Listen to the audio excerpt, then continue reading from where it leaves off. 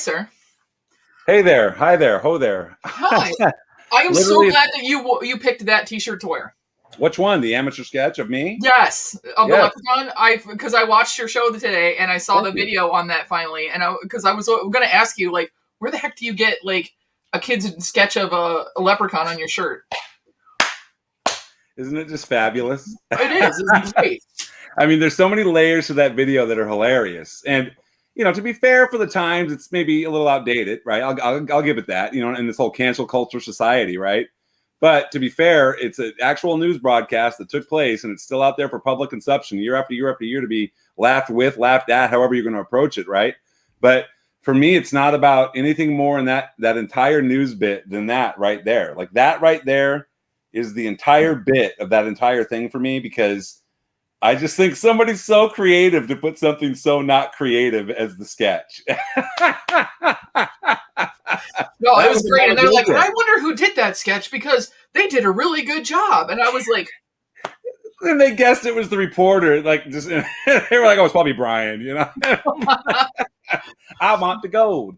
But yeah, no, that was right. Like, I literally, I try to for these shows that we do now where there's themes, I guess, you know, like, and Christmas was the robe or whatever. Then I went back to the robe in February because the robe's the easiest. I like being Big Lebowski, you know. right. But I figured for March, I ordered one of.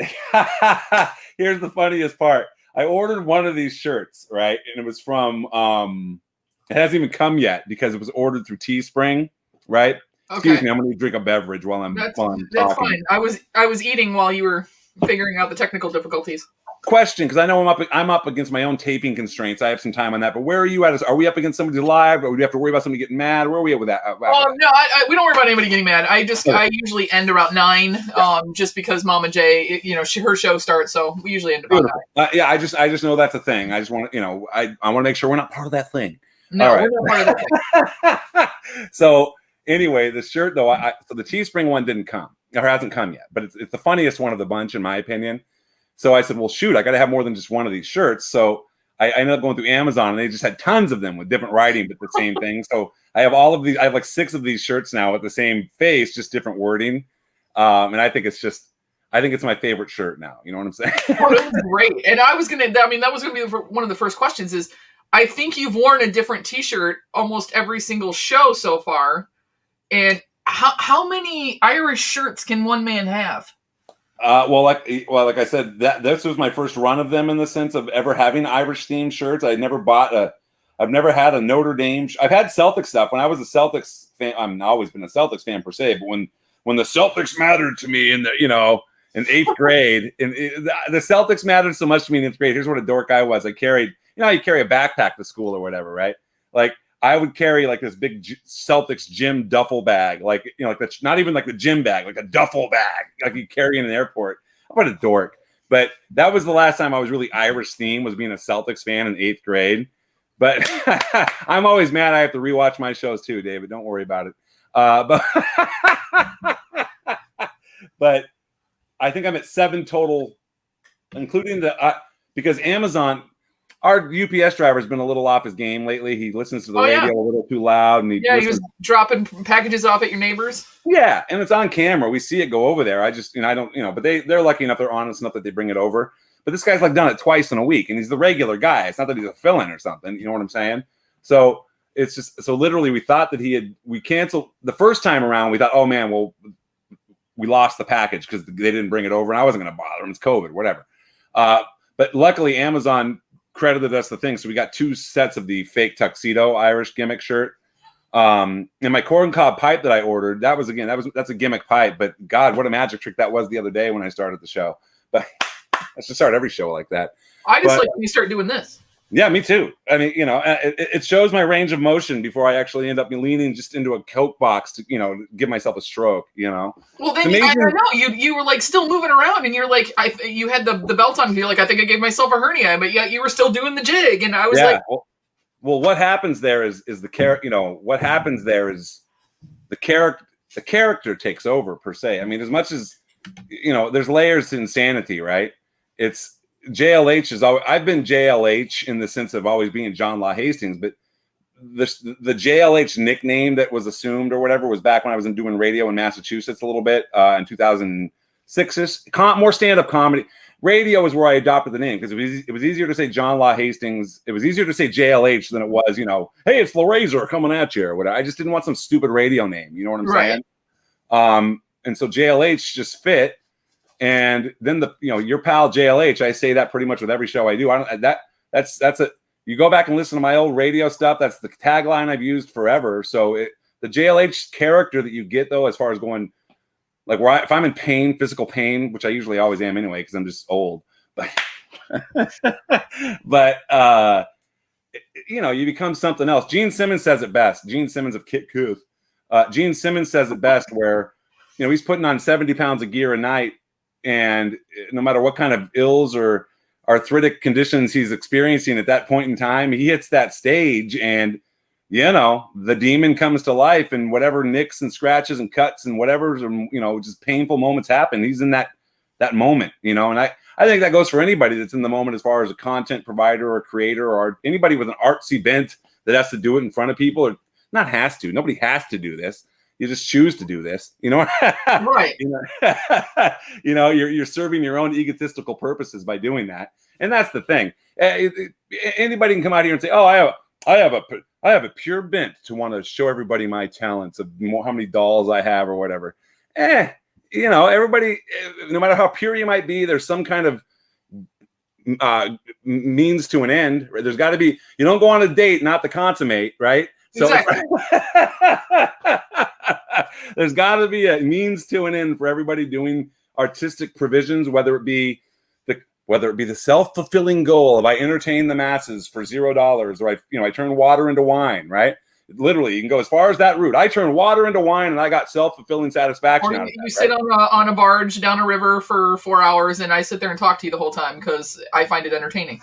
Right, and fulfillment is different for everyone, but for people who provide content on YouTube, whether it be about dolls or dust, there's probably a YouTube show about dusters. You know what I'm saying? Mm-hmm. And there's a community of people with dusters that are fighting over the fact that somebody has more dusters than they do, or somebody's terrorizing somebody over the fact that, you stole my dusting idea. I was doing side to side. No, I was doing up and down. No, we were stroking it all together. You know what I'm saying? And with the pink feathers. Yes. Yeah. Hey, I was the first one doing the multicolored pink feathered boa dusters, you son of a gun. Well, let me say hi to the chat. How's everybody doing tonight? Thanks for everybody for coming out. I wasn't really sure if I was going to have nobody or I was going to have a lot of people. So I figured it was going to be one or the other after I ripped off the Band-Aid. But so I also have an awesome shirt on. So this came to me in the mail. And what I thought was coming to me, what I thought I was opening on the show the other day was this, which is the Mama J Inspector Chase sticker up front.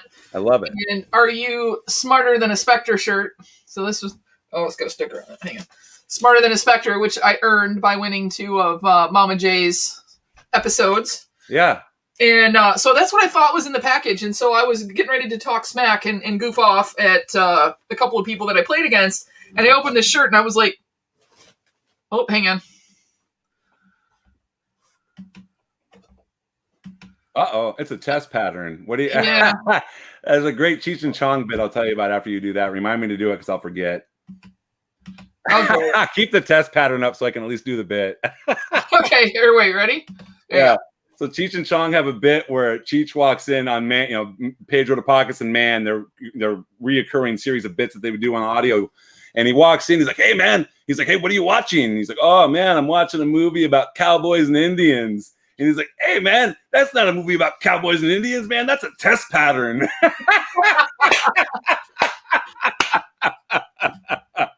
There it goes. Yeah, for whatever reason, this plug is like super sensitive. And if I bump it just wrong, it decides to cut out on me. Yes, I'm okay. So anyway, I opened this shirt on accident because she thought they were going to come together. So it says... That's what some people call me my fun company, so I actually, like, if I go to the bar now, I can't get lost because my name's right on here. Right. And then it says, some people call me Collector TV, but important people call me Other, because that is a certain nickname by a certain pink logo that's in the chat right now that she gave me when she was describing people that were on a different show. And basically, did you have to make your entrance right now? Fenway. Well, let me tell you about a little dog named Fenway. I got to tell you what, he was discovered in the great state of Texas. Somehow, a Boston-based terrier ended up in the great state of Texas. How does that happen? Hello, Fenway. How are you, my friend? Well, see, she knocks on the door if I don't have her in here, so I brought a little bed in here for her and everything else. Yeah. But my dad dropped off my dinner right before the show, so she's smelling arancini and a short rib macaroni and cheese that got dropped off to me. You know, you've got me peculiar and puzzled. What specifically is arancini? I'm pretty well versed in foods, but I have not heard of an arancini. So arancini, I'll show you what an arancini is. Yes, please, because I might order that. DoorDash. This is an arancini. So it's crispy on the outside, and then it's got risotto in the middle. Okay. And these particular ones have pancetta and basil and truffle in them. And then there's a little piece of mozzarella also in the middle. Is this from a local joint? Yeah, so they're we've gotten to be friends with the family. Like they hosted my brother's. They went on a cruise with my brother and sister-in-law. Yeah, and went salmon fishing, and then we became friends with them when they opened the restaurant. We've done all kinds of family events with them. So they've opened another restaurant called Testabara, where it's mostly Italian based. Okay.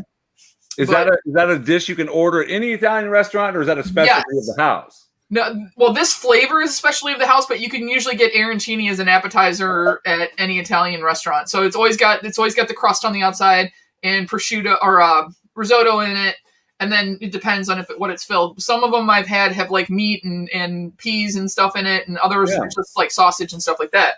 You know, it's crazy. The older I get, like I really frequent, you know, before COVID even, I had really found a place here in town that it's been around for 50 years, but I'd never eaten at it. It's like, you know, in your local place, you really, as much as they say buy local, eat local, very few people actually do that per se.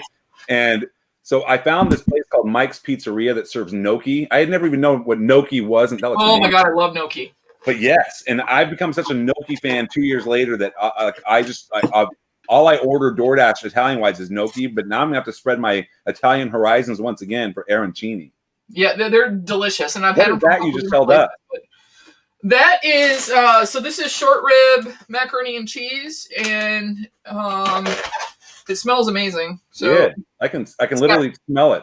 Caramelized onions in there and all kinds of stuff. Oh my God. All right. Well, I needed her to get home so we can do something like that. Besides, let me explain to you what really went on here 2 seconds before you and I went on the air. And hello, everybody in the chat. Hello. I'm not very good at reading chats. So I hope everybody's here with my terrible right hand that I injured in Seattle, the worst town I've ever been to. But the dogs, right before I fed them right before we came on the air, I didn't give myself enough time to allot time. And Rabbit, number 6 of 8, she's the dog who will try to go investigate crates after the dogs have ate to try to get more of what the dogs already ate, but she thinks they left something behind magically. You know what I'm saying? Of course. So, of course, she goes into the crate as I'm shutting it, and her collar gets latched into the crate door. So she's trying to bring the crate with her as I'm trying to get the crate away from her. Somebody else's crate, by the way. And then she launches out of the crate, keeper with her collar, whatever she just did. She knocked the whole bowl of water in that bedroom that's still left unattended to. And I literally just spilled the bowl of water. So it's the perils of 8 dogs that can really the shifting sands of the Jenga puzzle of trying to navigate 8 dogs is always interesting, especially 5 minutes before anything YouTube related. Anyway. Well, and that's one of the things I want to talk about. So, Fox had told me about you guys, and that's how I ended up starting watching you. And then I think I came in like really started watching like regularly. And when I saw the 8 is enough video, yeah, I was like this. I was like, oh, yeah, me too. So, I love that video. She changed the theme song though this last time I noticed. Yes, very good ear if you pick that up. That's something we did without telling people or anything, but I just like the beat of the one that I hear on Spotify, so I had her just sub out the original with that. The one that's in there now is a more funky beat at the back end. Like you hear, it's like boom, boom, boom, boom, boom, boom, boom. It's like John Entwistle from the Who's playing it. You know what I'm saying? And I'm like, yeah, we're playing that one. And I wanted to do but my problem is I wanted to do an updated I guess we could create it on our own per se, but I really like sticking. The point of like the A-Team one and the 8 is Enough one is that you have to watch the original theme songs to see that they're point for point, note for note, and even with the wordings, they're part of what the show. We recreated the show with our own stuff. And the funniest thing about the A-Team one is that we use the actual musical guys. If you watch the music credit part, it's the actual guys that they use on the A-Team, which is hilarious. But no, it's great. If the 8 is Enough one is just so good because much using the Roo Crew as an example, we were talking about this earlier somewhere else. You capture a moment in time, right? You're capturing these kids of theirs, for example, 11 years old, whatever it is, in the sense of young kids that you're going to see grow that we've already seen done for the last year, right? You can go back to these videos years from now and get over the fact that everybody was fighting for some stupid reason over Funko dolls to be seen on a live or whatever. You can look back and be like, God, the girls were so cute when they were 11 opening these dolls with us, right? It's a memory you're creating that in a whole different capacity than you ever were allowed to at our age. Here, let me get the Snapmatic photo of you. You know what I'm saying? Where are those pictures now? And that's they don't have this, John. They don't just have 8 dogs. They also have fish. So they have 2 Oscars, which is also entertaining to watch him feed them, and especially when you put the brine shrimp in the other night. Yeah, that was hilarious. That was like carnage. The big black one is really getting me upset though, because he's not doing his usual. He's being very timid, even though he's very bold on the camera. He's not doing his usual like grabbing that brine shrimp and going crazy. We'll get him to do that. The cat, don't forget the cat. The cat's actually the cog in the wheel, because how cats are. They're the top meow, right? Right. But Gigi the cat is a cat. She's a feral cat who she's been both, but we inherited her. To give you some history, I grew up in this house. This is the house I grew up in as a child. And I caught that today. Yeah. So through years and years of happenstance, circumstance, and all the other stances in between, including every family feud you could throw out there, somehow I've ended up here. But we ended up with the cat too, as part of the deal. So she lives outside, literally in a little chair in a basket that anybody who approaches the door, this cat just lays there and looks at you like you're on her turf. She doesn't move a muscle. She's like Polly from Goodfellas. And people just leave it right there, and she just watches over whatever they leave. And she might, like I said, she'd beat all those dogs up. Oh, I know, they're sassy. She finally found her little bed back here. She curled up and is plopped down, so she's being good. I only have one left now. I did have a miniature hamster. Yes. And I had her brother, but was he not really her brother? Adopted brother. But so you've rescued all of those animals. Is that correct? Yes. And here's, again, I said this earlier on that stupid thing I do over there, the NSFW. No matter what we try to do, we're going to become our parents in some way, shape, or form. No matter how much we say we don't want to, right? Even if we want it, we don't want to, right? But my dad in his second marriage and literally I'm parallel to my dad in so many ways. I mean, literally, it's literally note for note, verse for verse. No matter what I do to try to traverse different territory, it always goes back to I'm on this path of this man, right? You know what I'm saying? Right. Mm-hmm. And for years and years and years, and maybe he does now. I don't know. We're not estranged, but we're in a good part of the Cold War right now. You know what I'm saying? With nothing wrong, but there's no, you know what I'm saying? Right. But for years and years and years, he had lots and lots of dogs. I mean, we're talking multiples of 10 or more. You know what I'm saying? It was 8's a lot, but what was going on there was just lots and lots of dogs, rescued dogs, all of them. You know what I'm saying? Mm-hmm. But it just, for the time and place that it was had, it just, the room wasn't. There was lots of different reasons why it wasn't, in my head as a kid, wasn't right per se. Okay. And again, to each their own, what they're going to do, no matter what you do in life, no matter when you do it, whatever, unless it involves beating up children in some way, shape, or form, which would kill somebody. Anything people choose to do that's helping dogs or whatever, I'm good for, before it becomes too much per se. I mean, 8 is a lot, right? 8 is enough. But 8 is enough. Yeah, my dad. But like I said, I would go for years. Oh, I can't believe that guy has so many dogs. Oh, what's wrong with that guy? Oh, look at all the dog hair on his shirts or whatever. But it came down to the fact that when I met Al, I had gone through the point of getting divorced, and I was on the road a lot for selling beds, and I was on the road 300 days a year for a couple of years. This whole thing where life was evolving and changing for me, and I didn't have time for anything, let alone a dog. But here's what happened. So when I got out of my marriage and I got out of this terrible relationship after the marriage, I still have my 2 dogs that I had from the first marriage, Jax and Molly. And they were both, one was a border collie, one was a big old giant mutt dog that was just wonderful. Jax is just the Tigger in a different form, soulmate in that sense. But there was a point in time I was going out on the road and I couldn't take care of them. So they went two different paths. And at one point, like I had given Jax to my dad to take care of, and somehow Jax wasn't taken care of and ended up being was somehow lost, like literally lost for like a month. Oh my. Yeah, and somebody brought him, my ex-girlfriend of all people, brought him to a store I happened to be at one day, saying that they found him wandering. He had a chip, you know, so they brought him to her house because he was still chipped at that house. So of all people to show up at my work, it's this ex-girlfriend of mine who I absolutely abhor at this point with the dog. I'm like, what is going on here?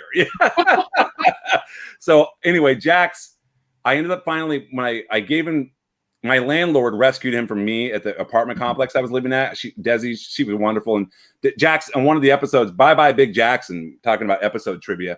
Bye Bye Big Jackson is the episode where I talk about him passing away last May. Because even though, look at me getting all verklempt, even though he had been not my dog for 5 years at that point, right? I still gave Desi and me would contact each other on the phone a lot via text or pictures. Or I had pictures of Jax up until his dying day. You know what I'm saying? So okay. Yeah, so he was never gone. And Molly, talk about luck of the dog and luck of the human, right? This dog Molly went, and Jax would have gone with her too if the timing had been there, but it just wasn't. But Molly went with this woman who's wonderful up to Lake Tahoe area, and ever since then. They're big Sammy Hagar fans, and they go to whenever, like for example, whenever she does the hotel at Mont Bleu or whatever, or Harrah's up there in Tahoe, Molly gets her own room. She gets her own room at the hotel. Like she gets her own room at a casino hotel. The dog, right? Like they book her own room, her own pampering service, her own everything. They live on this huge ranch up there in Tahoe that just, you know, the dog gets to roam free. Like it's literally like. It's a life I wish for. You know what I'm saying? Right. Yeah. So, but in saying all of that, like I still I'm a dog guy. I'm an animal guy. I just love animals. But Tigger came along in the sense of where Allison and I had only met like 5 months before. Allison and I were a real whirlwind romance. Like we met on Match, you know, and I was never the only romance I was getting on the internet was on Plenty of Fish, and that ain't much romance. You know what I'm saying? You know what I'm saying? They may be fish in the sea, but you want to throw a lot of those back. You know what I'm saying? Every single one of them I met on Plenty of Fish. I threw back. Swipe left, swipe left, swipe right, swipe right, swipe right, swipe right, swipe right. Right? So I met her. I paid for the service to go on Match. And lo and behold, here's what I found about all these dating services and all these dating sites and all you women out there. All of these dating sites have these wonderful women with all of these paragraphs. It's like, I'm so-and-so, and I love this. And I just love all that. And if we did all this together, that would be just the best. But I'm also, you know, out of 2 different marriages and all of these other, you know, it's like none of it matches up because none of it's reality. I love to camp too, but you can't go camping every weekend or what, you know what I'm saying? It's like per se. So long romantic strolls on the beaches. Yeah, I'm still waiting for that, right?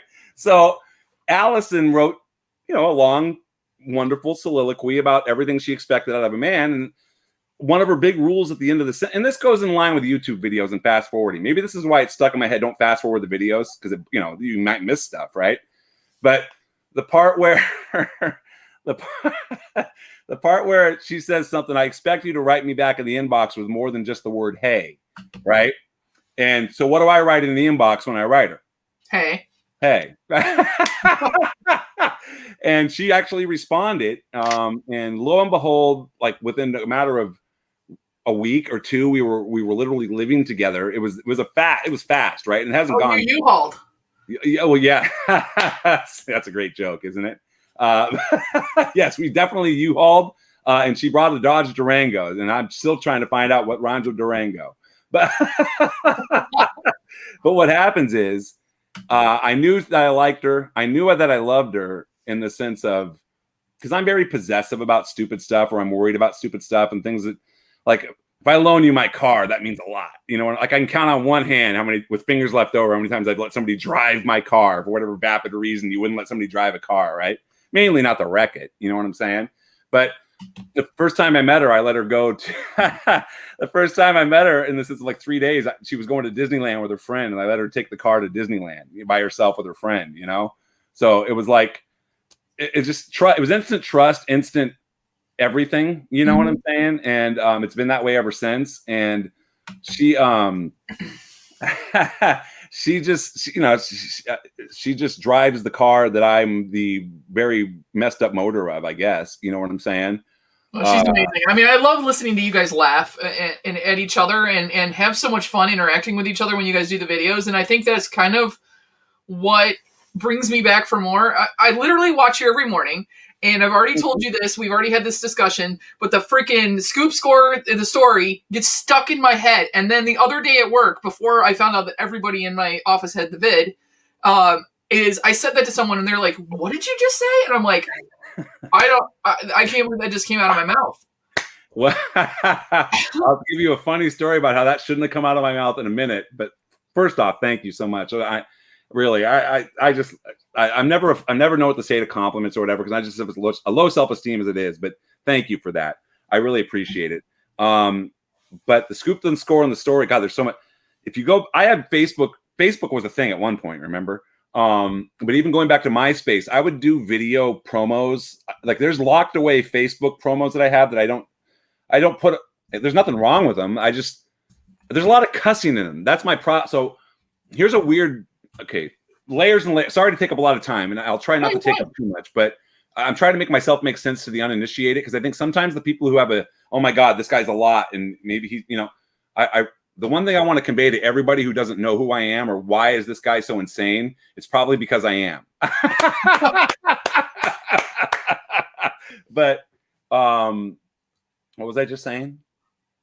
Well, I don't know. I lost you too. I was just going along with it, and I'm just listening to you. Story. Sorry. Okay. So all these videos that I have on Facebook, I would watch.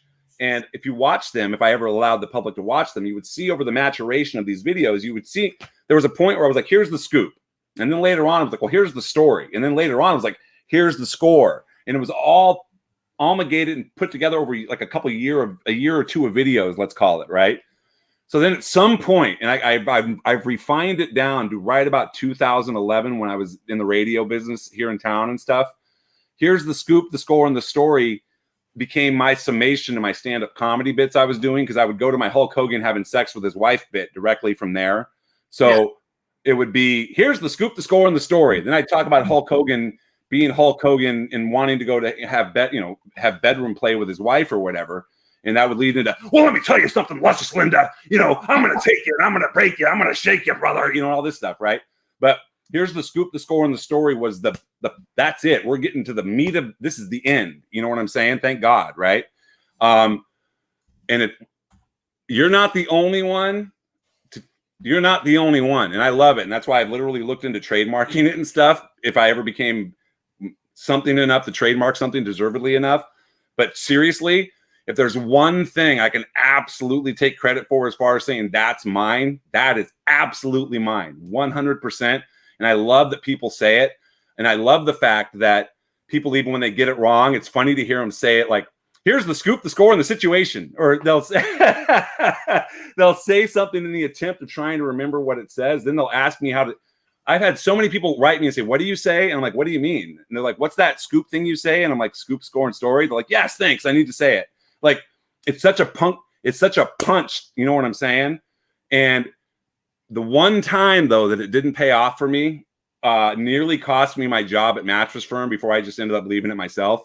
But here's how it worked. So back in August of 2019, right, we were having this, one of these vapid sales meetings where they brought everybody off the sales floor into the warehouse to have this meeting about some upcoming new thing that was going to ruin the entire sales process or innovate it, whichever way you looked at it. It was to have us, if you've been to a Mattress Firm in the last year and a half, you've probably had to do this thing where you circle a piece of paper and you show people. It's a very easy punch and point system how they do it now, because because the sales have gone out of it. I mean, it's the same bed price everywhere. We'll talk about that later too if you want. I won't even get into it, but I will if you want.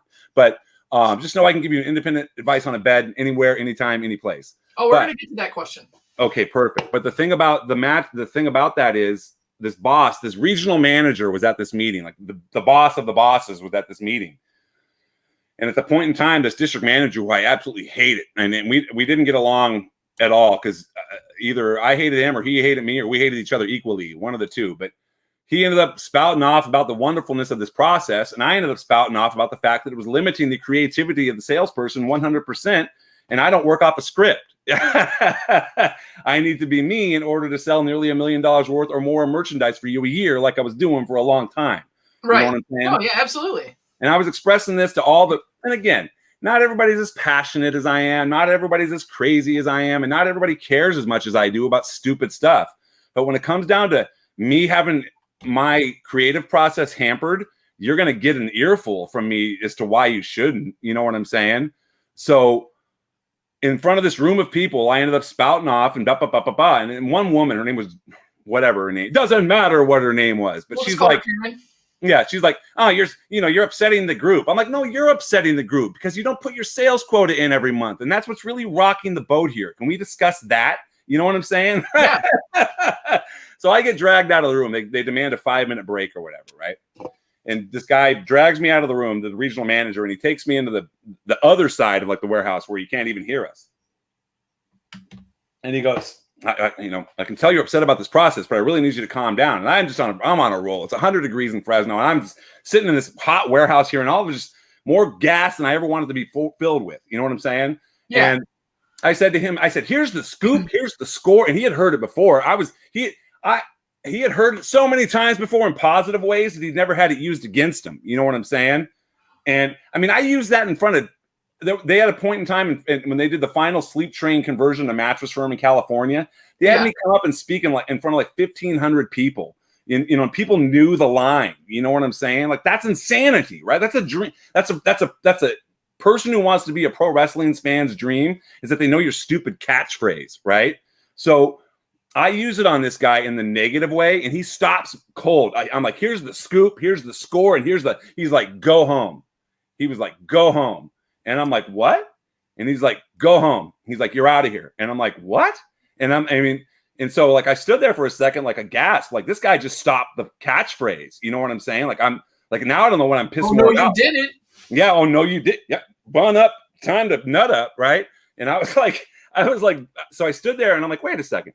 So then he goes in the other room, like, just, and again, it was what it was, and I deserve what I got.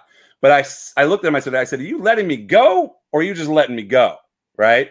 And he goes, we'll talk about that later. So I knew I wasn't fired, because again, even the biggest jerk, if he's putting money in your register, you at least give him a pass. You know what I'm saying? Hey, what's up, brother? What is up? Not much. Hold on before I lose this thought. So he goes, yeah, I know how you are. So, because there'll be another one coming that I'll forget. He then, I said, we're going outside right now. And so in front of everybody, I say this regional manager, right? And I take this guy outside, and there's a picture. My friend Adrian, he texts me every time because it flashes on his Garmin thing in his house, the picture thing in his home, with family pictures, because it's me in the parking lot pointing at this guy, just giving him the business, right?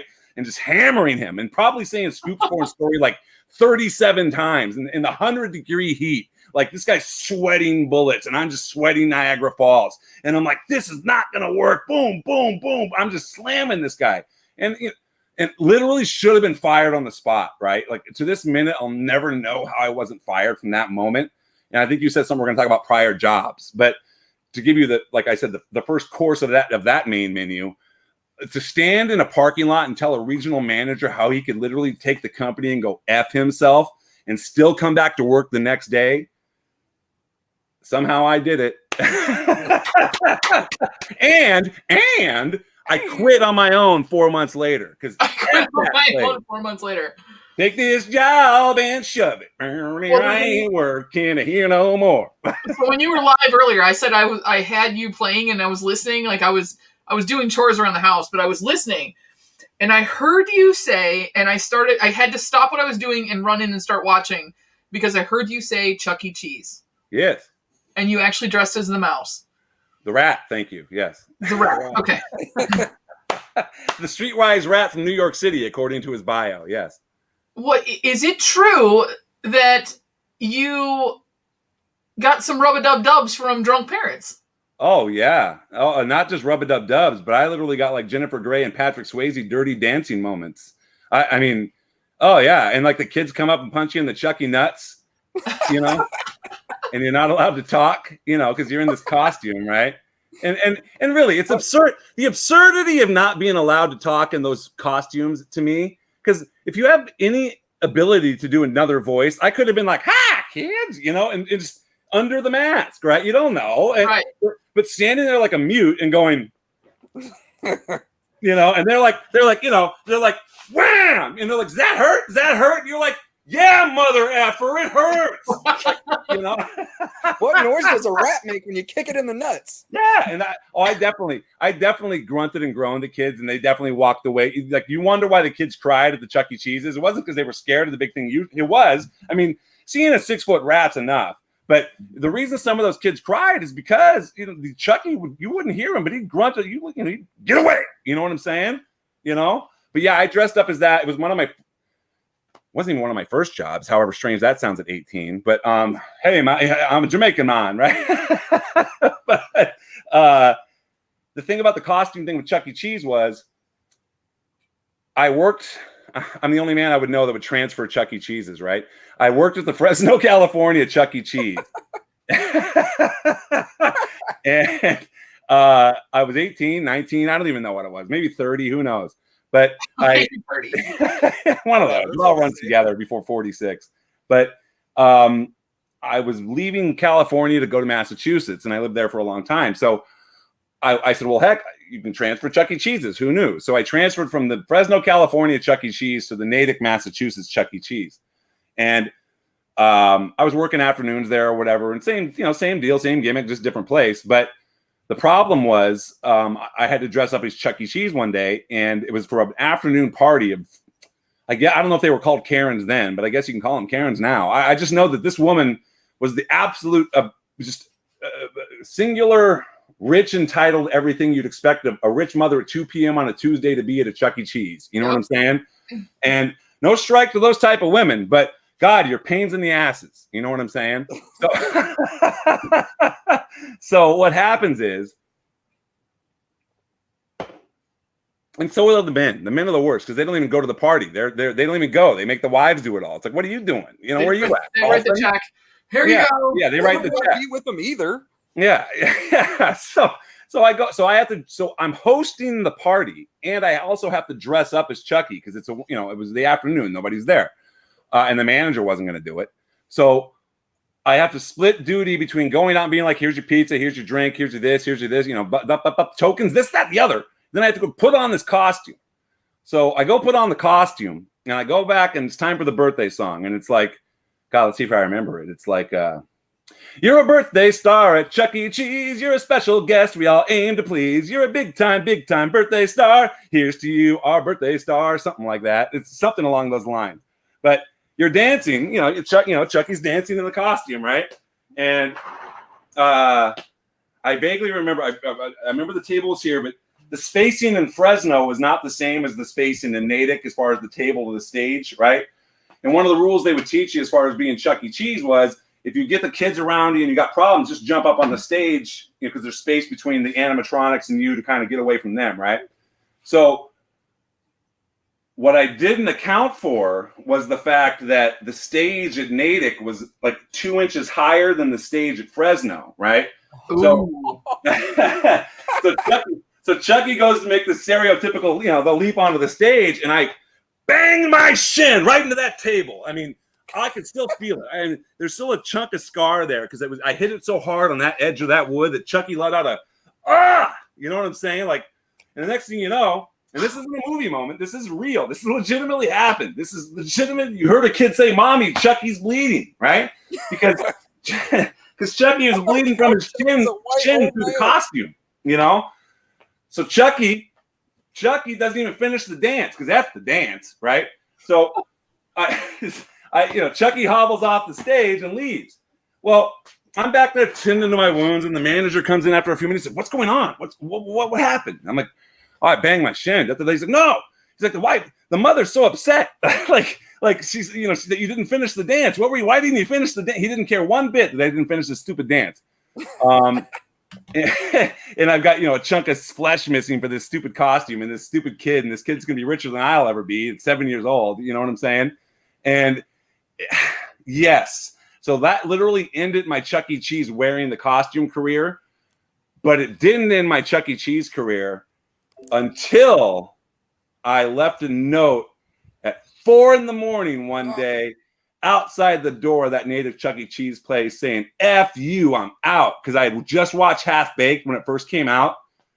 And the part where Scarface goes, F you, F you, F you, F you, I'm out. I went and did that to that Chuck E. Cheese.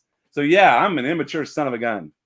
So I know that you got the Pizza Rat, or the NYCC Pizza Rat. So is that for memories of your Chuck E. Cheese days? Well, it's more disappointment that Funko couldn't get it together to get the licensing together for Chuck E. Cheese himself. I mean, and then I figured out, but I honestly thought that the rat was something just made up. I didn't know that was an actual. I know that big rats are parts of New York's lore. I didn't know there was an actual thing they were basing it off of, though. So that's an actual rat pictured with pizza or something, I guess. Is that the deal? Yeah, or something to the effect, you know how like I think they all have like their characters for each of the cons. So it's like you have the toucan for San Diego, and right. So I think the rat is kind of like the thing for New York City. I just think that Chuck E. Cheese would have been appropriate considering the fact that the company's belly up as far as bankruptcy. I mean, and talk about a piece of your childhood going away without even a whimper. Right. A very expensive piece of your childhood. But I mean, I know both my kids had Chuck E. Cheese parties even after I worked at the place. And even after I told the place to F you, I still went and had birthday parties there, you know, because that's what you did. I was just at a Chuck E. Cheese birthday party this weekend. Yeah. Last weekend. And it was probably the same experience, minus everybody standing 6 feet apart or not. You know what I'm saying? It's hot, sweaty, and there's all kinds of I wouldn't touch those, COVID or not. I wouldn't touch those skee ball lanes to save my life. There's kid snot everywhere. And the ball crawls. Forget it. If you were on Sunday night cleanup of the ball crawl, your job sucked. Worse than usual. I've seen videos where they have big pits now, where they've sucked all the big cubes, like the foam cubes, and they will find like 30 cell phones, rings, you know, pacifiers. They found a dirty diaper in there. I'm just like, yeah, missing children in some communities. I mean,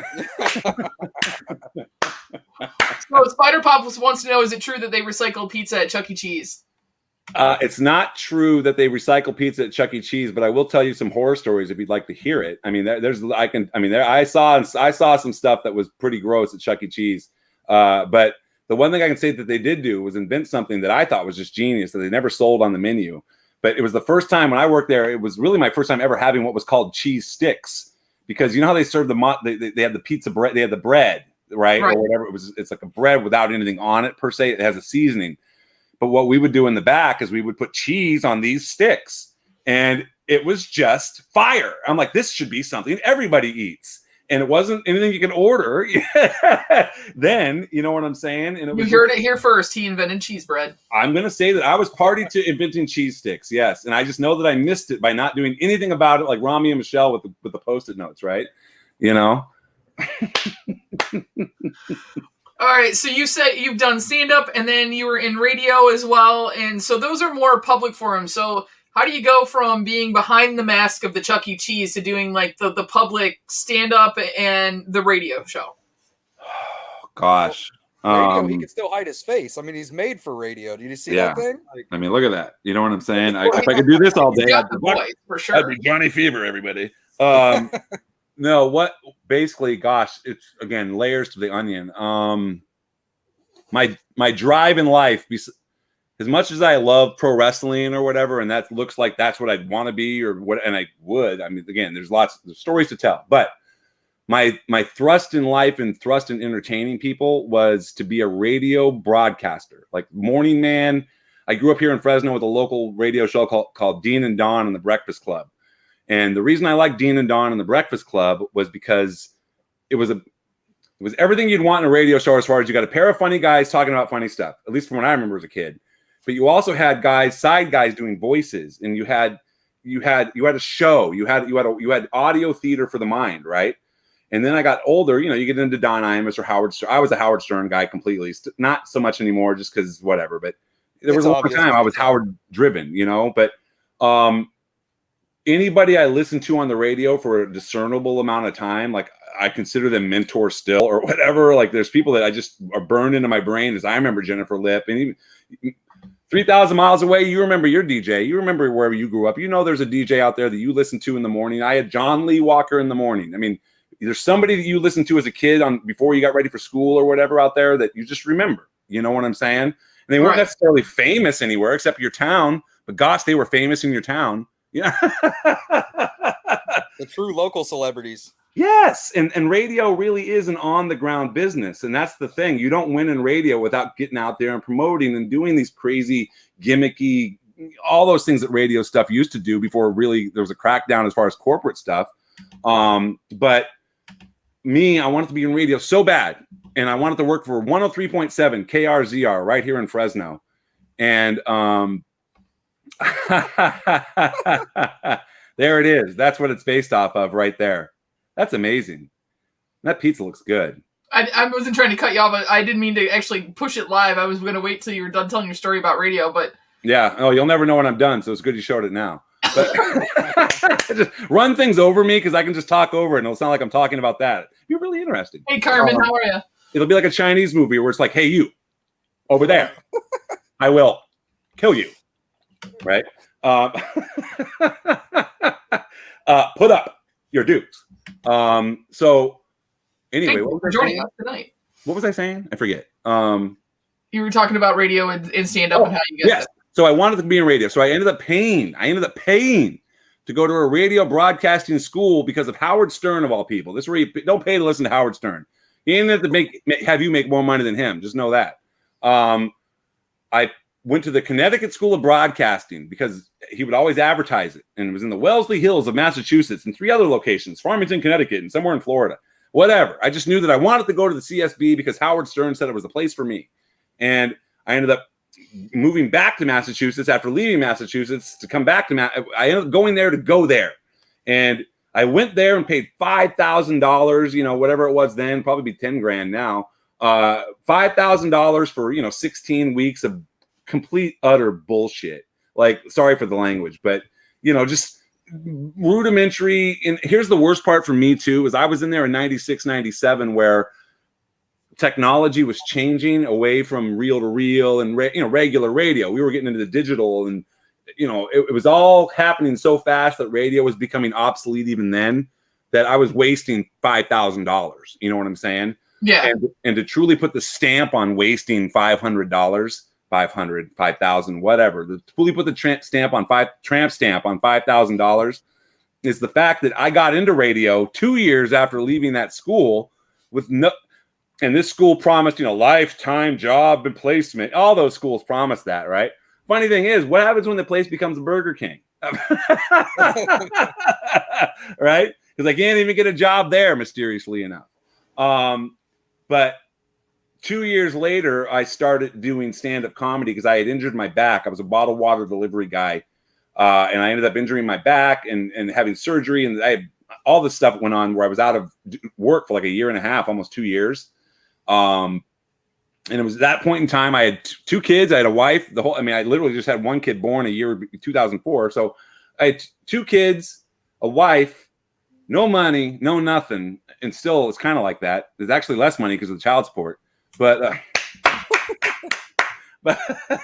love it. That's one more year. But it was a long haul, Daddy. But what happens is I got into radio through doing stand-up comedy. I started doing stand-up comedy at open mic nights in Boston, and then quickly I went from being open mic, having to bring people, to just kind of being able to go up and be there, at these clubs. And I ended up doing slots for a year or 2 in Vermont, Rhode Island, Massachusetts. And through that comedy, I ended up getting a nice fill-in thing where I was part of a show on WAAF in Boston, which is a huge radio station. It's gone now, but much like everything. But I was on a Saturday night show with a guy named Mike Wild. That was his radio name. Chuck Perks. He was on Jeopardy with us a few weeks ago. But he invited me on and then never stopped inviting me on. And we had some great moments and great times. And if it never went any further from there, I would have been happy per se. But then life and circumstance again brought me back to my hometown with my ex-wife and 2 kids. And here's the problem, and the underlying current to all of the ex-wife and 2 kids stuff is basically the ex-wife part happens for lots of reasons because of the radio and putting everything in the cart after the horse. You know, living the dream while you're living reality sometimes doesn't jive, right? So it's frustrating because it's like, you know, you look back on it. Now, again, everything happens for a reason. But, you know, maybe you wish you handle things better, and maybe the reasons would have been a little easier, I guess. I don't know. But I was in radio here in Fresno because again, meeting somebody through I was going on this show called Central Valley Talk that literally had less viewers than my YouTube show, if that's anything possible. Right? Maybe a few more. I don't know. But I was on this show and I was doing whatever I was doing, and Jennifer Lip, who literally, this woman, Jennifer Lip was her name, and she was the morning girl with this guy named Chris Daniel on the front row in Fresno. And like I said, when I was a teenager, and this is where the Mrs. Jail, and again, they were the first. Robin and Howard are after them as far as influential stuff and everything. But Jen Lip and Chris Daniel were my first, like, that's what a radio couple should sound like. And you know what I'm saying? And yeah. or a couple that has a back and forth of not always agreeing, but agree or disagreeing funnily, all of this stuff, right? The chemistry is there. And I wanted that so bad. And I remember one time I met Jen Lip. I was so intimidated by her. I was a waiter at this place called Table Mountain. It was an Indian casino. Getting bigger. It was actually on the drive up. It's huge. You watch that drive up to Auberry video. That place is huge now. I didn't know it was that big. But anyway, I saw her and like in the back in the PBX station taking a phone call, and she had Lip earrings in. And I was like, I finally get to talk to Jennifer Lip. And she was just a local person. You know what I'm saying? Nothing big. But it was like, I've heard this woman for years, and I literally didn't know what she looked like. Like the illusion was broken. You know what I'm saying? Talk about a face for radio. No, just kidding.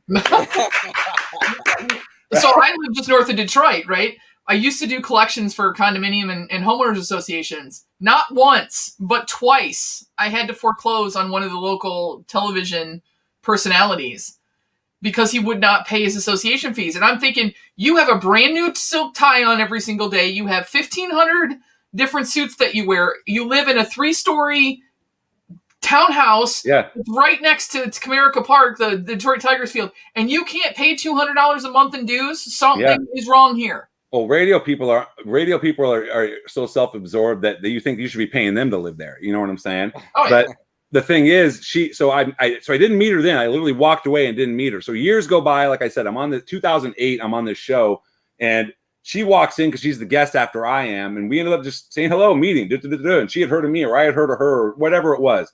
And the next thing you know, she was inviting me to go on her morning show and do bits. And we ended up developing this bit called Why Are You in Court? And I would go down to the courthouse here in Fresno, and I would, judging by my description of the people in line, it was up to you, the listener at home, to determine why they were in court that morning. And that's awesome. Yeah. And so there were some really funny moments because, you know, I didn't hold back. And usually you think by my description, they were there for some, you know, felony domestic something, you know, but usually it was a traffic ticket or whatever, you know, and, you know, and that is so awesome. But again, egos and everything gets in the way where I was living this radio dream. Like literally I had a weekend shift at the Blaze, 105 won the Blaze, classic rock that really rocks. And I was living the dream, even if I was recording this stuff, because that's the secret to radio too, is when you hear a DJ on the weekends or even now in the mornings, I would assume, they track them where they're not getting full 8-hour shifts or they track, you record your stuff on a Saturday so it plays on a Sunday. It's all tracked and recorded and you're not even there. You know what I'm saying? Right. So I was living this recorded dream, but God, what a dream to hear my own voice on my own hometown, right? I mean, it was so ego gratifying that it was sickening. And it led me to a point of, again, to back up the truck a long way. I used to weigh 402 pounds. I had gastric bypass in the year 2000, and I lost 200 pounds in 8 months. Oh, wow. And even though I've gained most of it back now, just kidding, sort of, 100 of it at least. But it was the best of times and the worst of times as far as that surgery is concerned, because I should have listened to the mental part of it that they really make you go through before you have a surgery like that. Because when you go from 400 pounds into of people being like, wow, look at that guy, to 200 pounds of, oh, hey, how you know, just there's that guy, right? It's a head F as far as the way people accept you and look at you and everything you know what I'm saying? Right. So years go by where I've been, hi babe, I'm knee deep in these. Hi. Mrs. JLH coming soon. Yeah, everything can now is calm down. You need to calm down. Need to calm down. Being too loud. But I ended up I ended up in radio doing all the things that a guy who was single should do, but I was married. You know what I'm saying? So Not to me. Yeah, not to her. And not to me. Luckily, we didn't see a punch thrown right there. yeah, no, yeah. But she knows all the punches that potentially would have been, could have been, should have been. That's another good, you know. Well versed and well versed in the multiverse, yes. But what happened was my own self. That's literally my stepmother. Even though we don't get along to a T, she says it right about me. I cut off my own nose to spite my face, but more than that, I cut off my entire head usually just to spite my body. Because why waste time, right? And that's been my story in life as far as just a bad, you know, I'll say something or I'll do something that'll trip me up every time, or I'll fail a weed test. I mean, you know, because hey, it's weed or me till it's weed and me. You know what I'm saying? And that's the thing, though. It was like I loved doing radio so much, and I loved and through radio, I ended up doing like small time pro wrestling here in town. There was this, and it's not even like. Here's the weirdest thing about being small time. The wrestling part, to touch on that, is the guys you're seeing in AEW now, like Brian Cage or the Young Bucks, or even Peter Avalon, the librarian guy. They were in PPW. They were the guys that were there. And there's video of me doing commentary of Brian Cage matches 10 years ago. And I swear to God, it's better than anything Jim Ross is doing right now. You know what I'm saying? But all of those little things of radio guided me to just wanting to be in radio, guided me to do other things to try to find my way into radio. You know what I'm saying? Yeah. And comedy led me to radio. But what I figured out about stand-up comedy, and if I'm going on, please stop me, because I always know I rant and rave. But no, I mean, this is part of the reason I wanted to get you on here, because like we get snippets of you because I think Allie keeps you on task as far as like you have to get this done, you have to get this done, you have to get this done. Yeah. You're welcome. So was the YouTube channel, because of the radio thing, was the YouTube channel born out of boredom from the COVID situation, or was it something that you kind of transitioned into because of your background with the radio? Like, this is a great other venue where you can do all the things that you wanted to do and be the personality you wanted to be. Yes. So again, there was a long time between my doing stand-up comedy. I got out of stand-up right around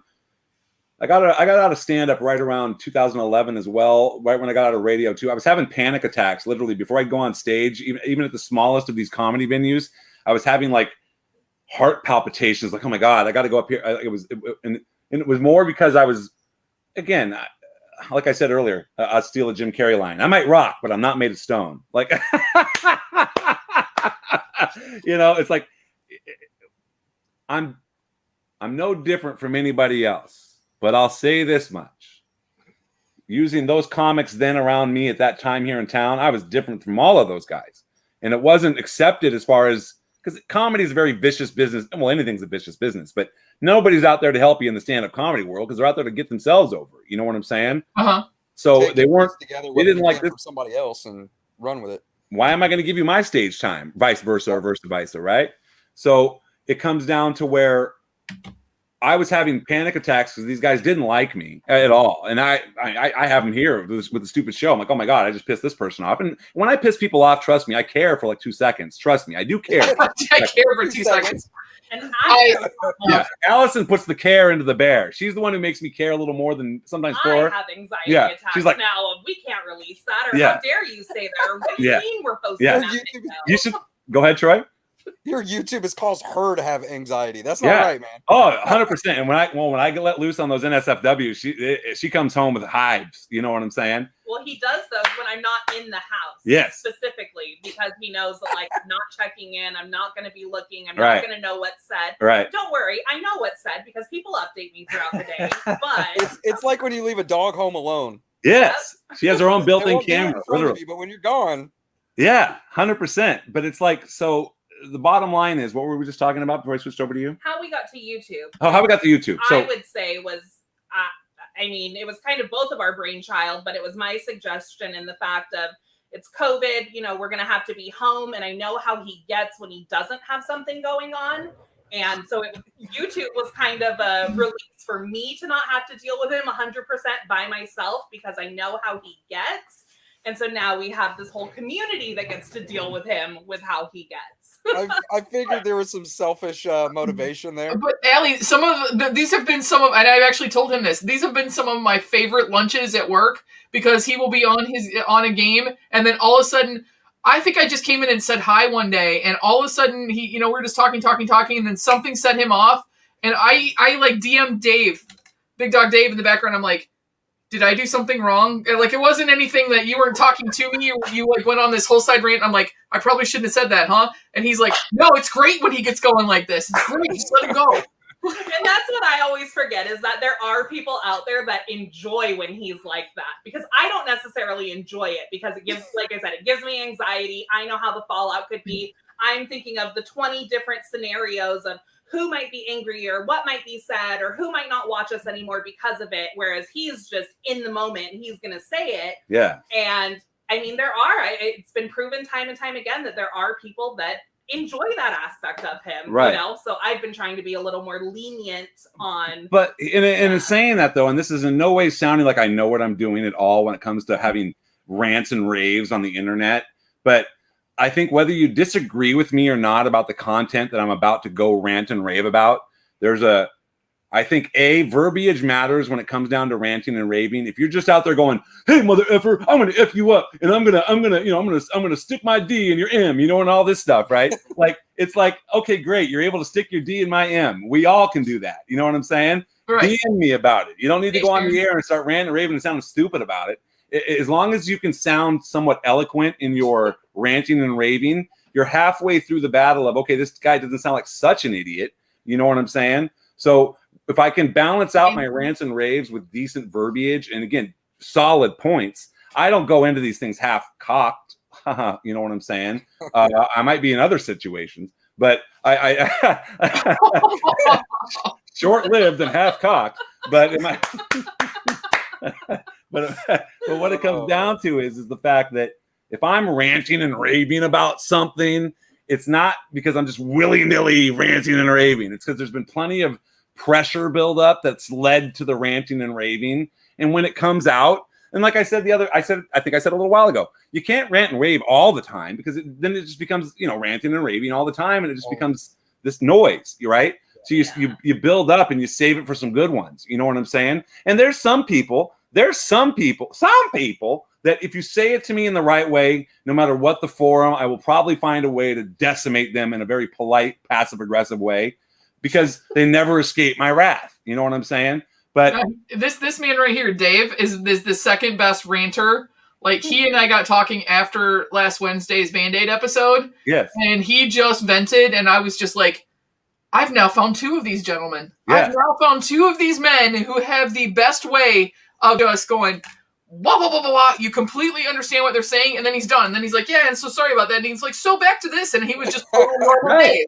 Yeah. And we actually, you want to hear something funny? When we did that drive around Fresno the other day, you hear the music that we layered in and all that, but at the park part where we're at the park, we specifically, I remember at the park on the phone, she was playing Big Dog Dave's rant to us about, whatever it was he was ranting about. So we were in the park. We were ranting about Britney Spears. Yes, Britney Spears. Like, yeah, it was yeah. Like, what I mean? It wasn't like you. Right. So we literally listened to Big Dog Dave in the car. You know what I'm saying? About Britney Spears. We're not listening to Britney Spears. We're listening to Big Dog Dave about Britney Spears. Yeah. So that's how involved in the community we are. Gosh darn it. Well, one of the things you and I talked about. So inquiring minds want to know. So based on your mattress knowledge. Oh yeah. And I will tell you this. So I bought the one that I have currently off my best friend. It never been used. It was still in the bag. My my nephew, if you will, her son, he got a different one. So I hate this bed. I had one that was all foam before, like memory foam, and I could sleep in that thing for 15 hours at a time. Okay. This one, I am up like 3 or 4 times a night. So what is the mattress that we should all go and buy for ourselves? And what is the one that you are absolutely ridiculous if you spent your money on it because you're just paying for a name? Well, my question to you in your sense, as far as what led you to buy the mattress from your friend? Was it a deal that you got, or was it a great price, or was it just you needed a bed? Tell me that part. It was kind of an emergency kind of a thing. My other one, like the seam broke out of it, off the edge of it, and so I needed something because I was sick of sleeping on one where it was basically broken. Yes. And are you on coil again, going away from foam? Okay, Yeah. so that's 90% of your problem there is you went from a all foam situation back to a coil situation. Two entirely different sleeping scenarios, 100%. I will say that I am a true believer in coil systems overall because they've been around the longest and they're the most time tested. But it's the quality of the coil in the mattress that really accounts for the mattress's comfort and longevity in that sense. You don't want to buy a single coil mattress. Don't let somebody say it's got 5,000 single coils because it's not that strong. You want triple braided coils like on a Simmons Black.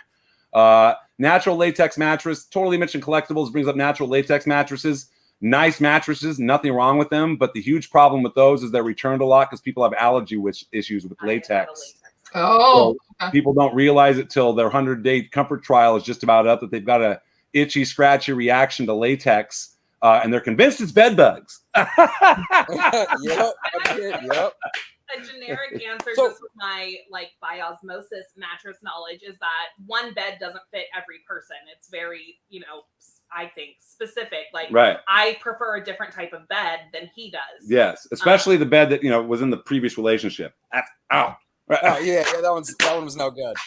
Yeah. So you're telling me that I shouldn't toss out my bed? Probably doesn't have bed bugs. I got it down at the trash, but it might just be I'm allergic to the. All right, that's fine. It can stay. Lysol. That's what I recommend for that. The rash will go away. Right. Hey, the rash is going to go. It's where they end up. You don't know. Put a little Windex on it.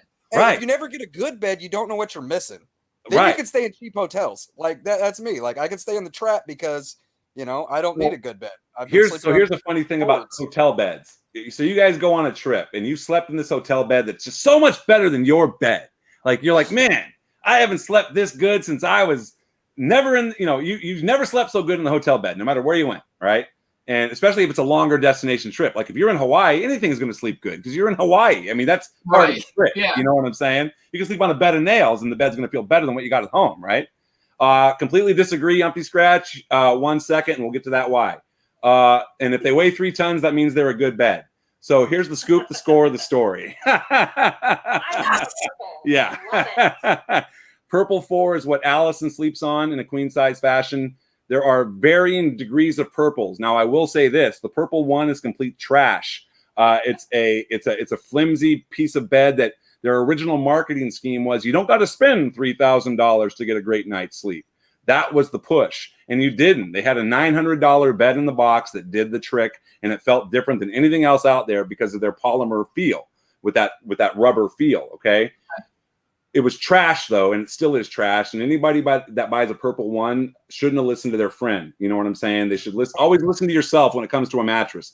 It's always fun, and no strike to anybody giving mattress suggestions, and to each their own about them. But never, ever, my best mattress advice is never listen to your friend about the mattress they bought. Take the advice, but go do your own whatever, because you're not your friend. You know what I'm saying? And if your friend's so intent on it, tell them to fork out the $3,000 for you. So and make sure you lay on it before you buy it and realize that what you lay on has been laid on by other people and is broken in, and what you get delivered as brand new is not going to feel the same. Right. That's true. And again, that's why 100 days and all that stuff, that's a whole different story. But the bottom line is purple 4, I recommend, again, purple 1, 2, 3, and 4. So what 2, 3, and 4 means, 2, 3, and 4 have a coil-based system in them under the polymer. They got away from just the straight-up polymer. So now you have a sturdy coil system. That's why the bed's so heavy, Umpty Scratch. You have a sturdy, durable, dual-braided coil system under that polymer that makes it a stronger, longer-lasting mattress. Now, people say, how long is the purple going to last? That's the one thing as a salesman, I would say I can't honestly tell you that because the history isn't there with them overall, especially with the coil-based systems. But I would bet good money that purple 4 in a queen size is $3,200. All right. And that's got the most coils, and the 4 means the depth of the polymer. It's a 4-inch polymer depth, 3-inch or 2-inch. Okay. Okay. And again, the 4 might not work for you. It depends on body styles and types. If you're a big fat ass like me, definitely buy the bigger, heavier beds. You know what I'm saying? Because they're going to hold you longer and better. You know what I'm saying? They're going to cushion you better. If the thinner bed you buy, the heavier you are, the more miserable you're going to be for the shorter amount of time. Trust me. And that's the problem. A lot of overweight people, and again, I'm qualified to say overweight people because I've been there and I am there. But it's amazing to me how many overweight people in life come in to say, give me your cheapest mattress. And then they complain about it 30 days later saying, it's not supporting me. Yeah, no shit. It's not meant to support that much for that long, 30 days. You know what I'm saying? Like literally, like I'll take your best $500 mattress. And I'm like, oh, okay, I'll see you in a couple of weeks. I mean, you know what I'm saying? Like it's going to be deleted. So if you can't fork out the dough, do 0% financing if you can help it, because 0% financing, shoot, you don't even got to pay the bill. Just get your credit ruined after you get the bed. They won't come and get it. There's no repo men. That is my life. That's my lifestyle right there. 100%. There's nobody coming on your door to knock on that saying, give me, the only thing calling you is, you got the payment for that bed that we're never going to get the payment for? Yeah, I'm sleeping. I'll call you back. Right. Okay. So now I need to ask though, you were talking about hotel beds, and I want to get your take on those. Okay. Yeah. So my take on those is they're absolute trash 90% of the time. And here's why they're so much no better. Matter the level, right? No matter if it's a 5-star or a 1-star, they're all. I'd almost say you'll get a better bed experience sometimes at a 1-star than you will at a 5-star, because the 1-star wants you to come back per se on a regular basis. You can afford that, right? What they do at all of these hotels, because think about this. If you're a hotel owner, you're not going to go out and buy even $500 beds. You're going to get the best bulk deal you can on a mattress, right? And what you do with these cheap Serta beds or Sealy beds, it's usually Serta or Sealy. They'll buy 1,000 of them at a clip or whatever, however big the hotel is. But what happens is they doll the beds up with all the accoutrements, the whatever they call it, the comforters and the sheets and everything. I was gonna say, like our bed when we went to Disney World, like I thought it was great. But it had everything on it as far as stuff to make it comfortable. Yeah, the pillows were great. The comforter was amazing. I mean, I checked the tags and it was a $400 Sealy. You know what I'm saying? So, and that's what bed salespeople do. They go into hotels. Don't put your stuff on the ground ever. Put it on top of the drawer, because bed bugs are on the floors. You want to put your stuff up on tables and stuff like that. 100%. But also check the tag of your bed and you'll see if it's a $400 mattress or a $1,000 mattress. But by and large, hotels don't put $1,000 mattresses in because they can't afford it. So they buy the cheap stuff. I don't want to spend a ton of money at a hotel strictly for the bed. Like my buddy's like, oh no, I got to stay upper class. The beds are better. I'm like, no, they're not. Like this thing is sleeping on a board. Like the 1-star reminds me of like what I slept in as a kid. Like it sucks too, but at least like. And if you stay in a hotel long enough, like I would have to when I worked the LA County Fair, I'd stay at the whatever it was for a month, in 1 month, in one bed that I'd never slept in before. I was having the most miserable night sleeps because it was a bed you got to get used to and all this stuff. You know what I'm saying? The couple nights you're in something so nice and you're in this new environment, it's all wonderful. But if you're there for a month and work sucks, you're not selling shit. Sorry, the bed sucks. But the Purple 4 is the best of the purples because it's the biggest and the best. But again, body heights, weights, and styles. Like, for example, I'll give you the guy from Queer Eye for the Straight Guy. Which one? Tan. He sleeps on a Purple too. And the reason why it works for him is because he's a smaller guy. And it doesn't have as much depth to the mat. It's more of a I'm 6'3". I have a 2-inch foam memory foam over the top of the mattress. Then I have my feather pillow bed topper on it, and then the sheet, and I'm still not comfortable. Like I still feel like, okay. So, and what I tell people, anybody that would ever walk into a store of mine or a booth of mine out on the road, and they're like, "Oh, I sleep on a foam topper," and I would literally, to use your verbiage from last week, I'm like, "Well, you're just putting a Band-Aid on an open wound." Because I mean, the foam topper is only supplying 2 inches of comfort to a terrible 60-80 underneath you. You know what I'm saying? Right. The thing that scares people the most about mattresses, I found, and the other one, and speaking to our situation, that leads to that is we have 2 queen beds pushed together. I know, that's amazing. I need that situation. I need that situation. It's so great because we're like together, but also like apart. Yes.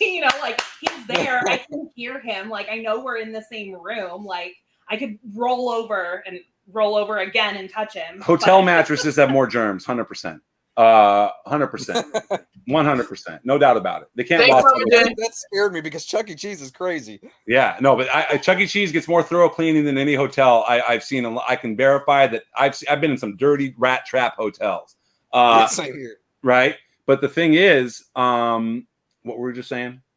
Oh, the beds. So I have a Simmons Beauty Rest Black. So again, talking about coil-based systems and stuff, it's a triple braided coil. So it's a tank in this bed, right?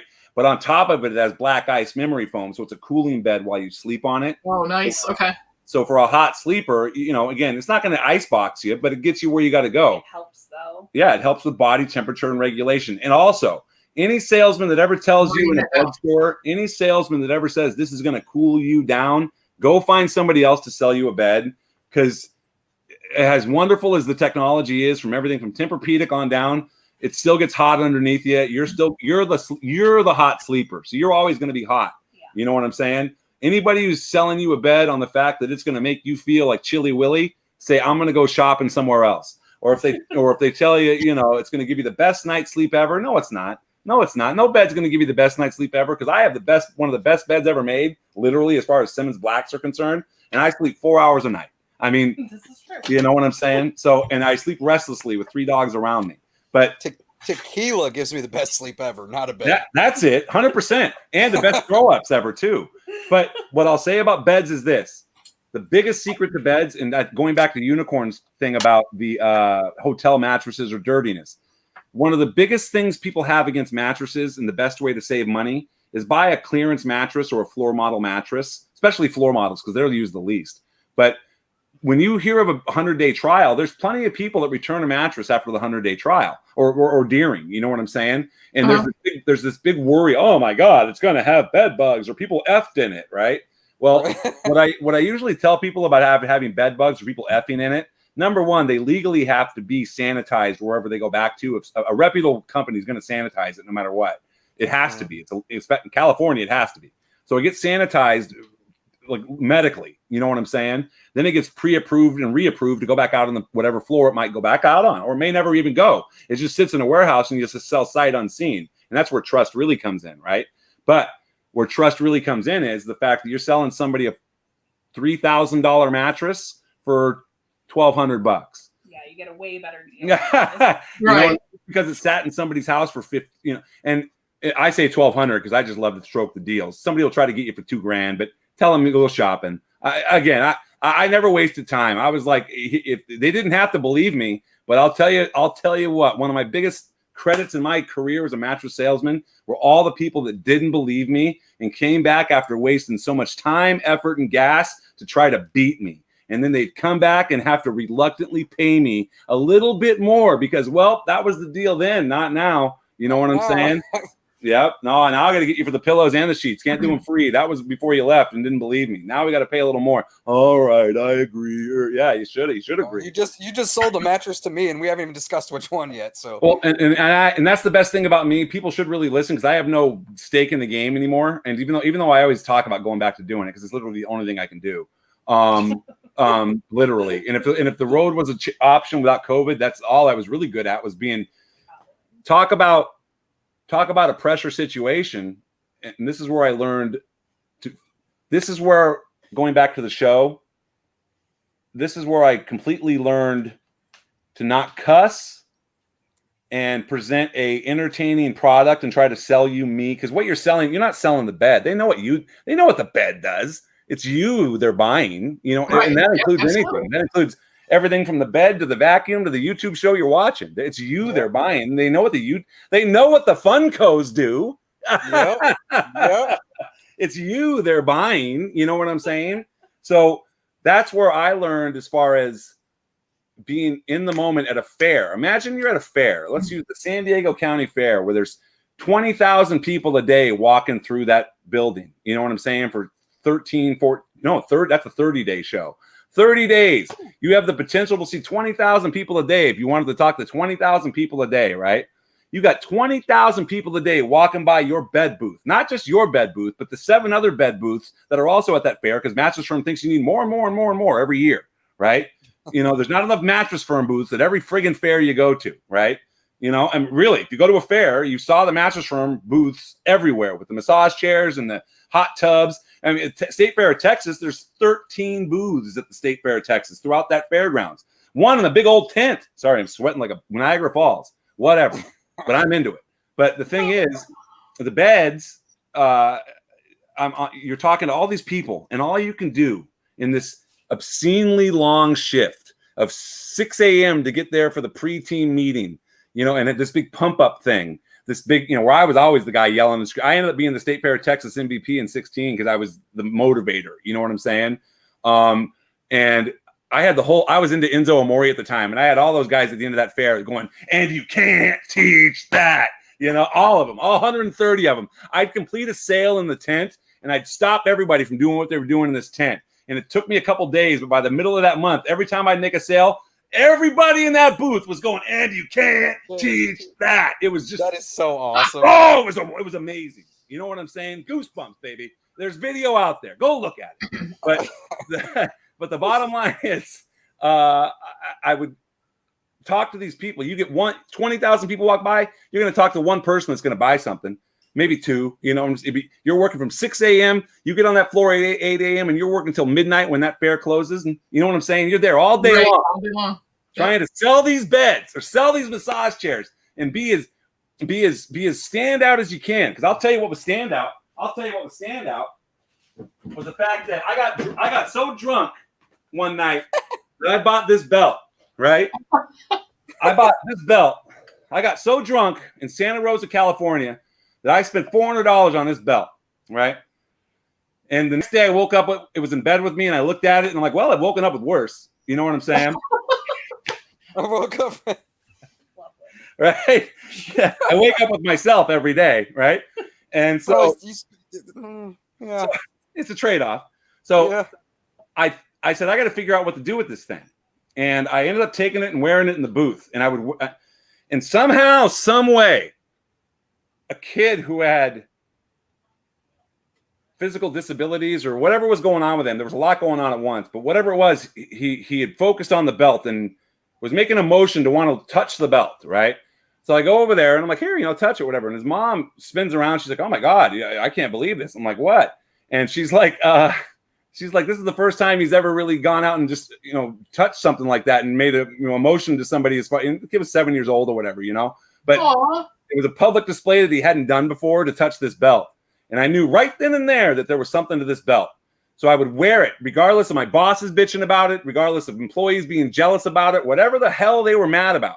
I would wear it in those booths. I would wear it to Y&T concerts. I would wear it like a dork should wear a championship belt. If you're going to spend $400 on a championship belt. This thing went everywhere with me. It went everywhere except the Christmas party. Remember? Of course she remembers. I told him he's like, I'm just getting home. I'm unwinding. I have to turn around to be Miss Videographer, so give me a minute. Yeah, I wouldn't let him take it to. It was the first Christmas we were together, and he had been getting so much crap at work about the belt. You know, the belt. That's actually this thing. My mom got him that as a way to kind of, you know, go around the system. He could wear it on his belt, and people maybe wouldn't get so mad because it was smaller. But yeah, I told him he couldn't take it to the Christmas party because it was just too much, and we were having a professional, fun evening. And no, you may not take it. It's staying home. And we got there, and the vice president of sales nationwide happened to show up at this very small fish in the big pond Christmas party, and middle of nowhere, literally. And this guy's coming all the way from somewhere else that was the middle of somewhere. And the first thing Sam Wood says to me is, JLH, where's the belt? And I got the death dagger stare. Yeah, and so as it was my fault, it wasn't even in the car. The reason I was getting grief was because I was getting it from the peers that wanted the rub. They didn't have the creativity to figure something like this out because I didn't have it either. It was a lucky stroke, and it went on for over a year as far as being carried around on the road. And the pictures, like I said, I have my Facebook shut off again because I'm just in hate Facebook mode again. But I have an album called #TheBeltRocks when it's opened up and running. But there's over 300 pictures there of pictures of this belt where people would stop me at the fairs and say, can I get a picture with your belt? And I would say, well, yeah. And much like I require quality comments on the YouTube, right? I would say, well, tell me why you want to take a picture, or tell me who your favorite wrestler is. And I would take that story they told me and put it in the caption of the belt picture I would put on Facebook. So all these years later, I can go back and I see these kids with special needs, you know, or adults with disabilities, all these things that were just, I mean, man, a lot of really cool stories on that. yeah, you're at this fairgrounds in the middle of, like I said, Costa Mesa, California or whatever. And, you know, somebody who's just so infirmed and just, I mean, man, it happened more than once, and it happened a lot more than I ever expected it to. But gosh, talk about like what a miserable person I am normally. Like this belt right here has made so many positive moments of terrible moments in my life, in the sense of just people being made happy by taking a picture with it, you know. And it's just awesome. It's the real thing, and this is a replica, but people will take a replica and feel like you should see them. I mean, they're just so, it makes you feel good. You know what I'm saying? Absolutely. So that drunken, oh my God, I spent $400 on this damn belt was actually really worth it. Oh, paid. Go ahead, babe. I was going to say, you learned your lesson on not taking the belt places, because I also instituted the rule of when we get married, the belt is not invited. Do not bring it to our wedding. And we get through the wedding and we're taking pictures, and he leans over and he's like, have we done enough pictures? Can I use the belt now? And I'm like, I told you not to bring it. And he's like, yeah, it's in the trunk. So we have wedding pictures with the belt. Of course. And also what we have is we went to Disneyland for Christmas with her mom and her sister and her kids and stuff. And I wore the belt to Disneyland. Yep. And Winnie the Pooh, Darth Vader. And it was met with initially like, oh, you know, what's this guy doing? But then by the end of it, where Winnie the Pooh was wanting to take pictures with the belt, you know, the belt won, because the belt rocks. And that's why I always hashtagged it, the belt rocks. And again, the stories about this belt, like I said, I'll open the Facebook up maybe tomorrow or something, but it's just, it's I go back to those pictures to inspire still, you know what I'm saying? Absolutely. Awesome. Yeah, but that right there traveled to many different, one of my favorite things, stupidest things I did to get a promo for it was I was in Hawaii doing a show, and we hiked up to the top of Mount, is it Kilauea or whatever it was? I forget what it was. But I carried this stupid thing in a backpack, 10 pounds of this thing or whatever, up the hill, you know, hiked up a volcano in Hawaii. I mean, just added all this weight to my back to carry this thing up there and do this, you know, this stupid promo nobody saw. But in the end, man, like, that's the thing about me, you know, in the show. And going back to what I said about talking to all these people at these fairs, it made me have to work on the spot and in the moment to try to sell them $20,000 worth of merchandise on occasion. You know what I'm saying? Right. And if you can get somebody to buy a $20,000 swim spa at the State Fair of Texas, you're pretty good at what you do. You know what I'm saying? I think. I don't know, but I did it twice, 3 times, 4 times. Thank you. Here's the question. Hey, look at the question you just got. Yeah. So I don't ever look into that because I don't know how to do it. Like our YouTube is the podcast. Yeah, the YouTube is the podcast. So let me tie those shoestrings together. So again, I did the fairs. So here's your answer to Popalicious, and thank you for asking. The fairs solidified my ability to work on the spot without cussing, because it's work, right? So that part's ingrained in there now. Okay, so I can do a bit without cussing like I used to when I did stand-up comedy, which always limits you as a stand-up comic if you work blue, because you can never work mainstream while you're working blue. You know what I'm saying? Unless you're really good at what you do, like Chappelle or something. But if you're cussing and stuff, you're really limiting yourself as far as mainstream type exposure of any sort. You know what I'm saying? So right then and there, I made the commitment. If we were going to do a YouTube show, I can't cuss on it. On the Funko. On the Funko part. On my show. Yeah, you know, it's a Mr. Rogers. On your show. Yeah, because it's Mr. Rogers, it's Huelhauser, it's all these shows. Adam the Woo. It's everything I've wanted. It's stand up, because again, stand up. I'm a 6'2" guy. Half of these stand up comics you ever see, they're all under 5'7", 5'8". They're all no strike the short guys or whatever, and that's not short. But you know, they're all guys that at that height they're perfect for the stage. Right? Because the light at 6'2", the lights are in my eyes. So any stand-up comedy you see me doing, I'm like, hey, you know, I'm just doing this all night, looking for somebody for a laugh, I guess. Yeah, but, right.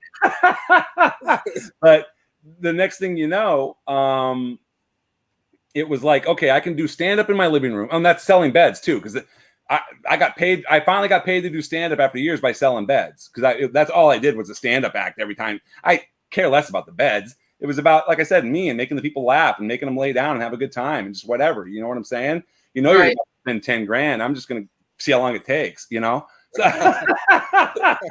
Well, unfortunately, I got to cut you off there because I mean we're rapidly losing people watching you anyway. I want to have you back though because I think we've only barely scratched the surface of you, and I really want to get Allie because I want to play Who's Most Likely To with both of you guys. I'm sorry to rant and ramble. No, it's fine. Everybody, you know, Mama J comes on at 9. I think everybody's kind of hopping over there. I didn't mean to run over. If you guys can, well, because I was entertained by your story. So if you guys can come on again, I want to keep going because I still have more questions we didn't even tackle. You got it. Go ahead, Troy. I need to know, did you ever get Allison to wear the belt? Never yield. Never still. No. Never has happened. Ever. Good night, I had a feeling that was the case. It's going to take something crazy, isn't it? I'm always happy to be the photographer of the belt. Yeah, she's never worn it. I've never worn it, no. Interesting. There's been a lot of people that have worn it. There needs to be some sort of a challenge that if she loses, that she has to wear the belt. This may be patient zero as far as COVID's concerned. I mean, it was on lots of different people, you know. Anyway, I'm sorry to run over time. No, you're fine. We were having a good conversation. That's fine. Everybody head over, watch Mama J Inspector. I will be on there next week defending my title again on their Who's Are You Smarter Than Inspector? So I have to take on Ross and Wabasaurus Rex. We'll see if I can retain my title for 3 weeks in a row and go out on Champions Hill, or if I lose it to Ross in particular. So I want to thank you guys for having us on. Thank you so much. Oh yeah, no, thanks for coming on. Thank you guys. If anybody's interested in coming on CTV, hit me up on Instagram and we'll try and get you on. So everybody have a great week, and we'll talk to you guys later. Good night.